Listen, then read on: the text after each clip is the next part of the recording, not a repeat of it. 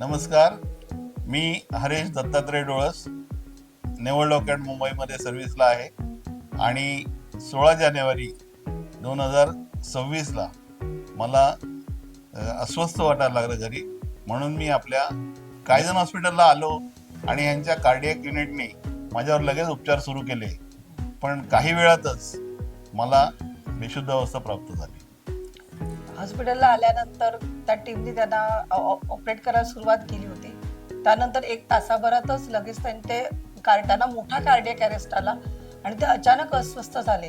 त्यांना बघून आम्ही घाबरलो, पण तेवढ्यात तर डॉक्टर दीपक आहे त्या युनिटला, त्या डॉक्टर दीपक सरांनी त्यांना लगेच सीपीआर दिला आणि नंतरही ते काही शुद्धीवर येत नव्हते.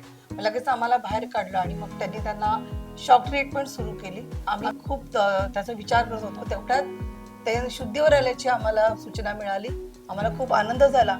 या टीमने त्यांच्यावरती त्यावेळेला जे पटकन त्यांच्यावरती जे उपचार केले गेले, त्यामुळेच आज हे आपल्याला इथे दिसत आहेत आणि आम्ही खूप खुश आहोत. आज 3 दिवसामध्ये आज आपण त्यांना बघतोय की ते कसे आहेत. दुसऱ्या दिवशी निखिल सरांनी, डॉक्टर निखिल जाधव सर इथे कार्डिओलॉजिस्ट आहेत, त्यांनी त्यांची एंजिओग्राफी केली आणि एंजिओप्लास्टीही केलेली आहे. आणि आम्ही खरंच या युनिटचे डॉक्टर निखिल जाधव सर आणि त्यांची जी सर्व टीम आहे, त्या सर्व टीमचे खूप आभारी आहोत. त्या टीममुळेच आज माझे पती तिथे तुम्हाला दिसत आहेत आणि आमचं सगळं कुटुंब आज खूप खुश आहे.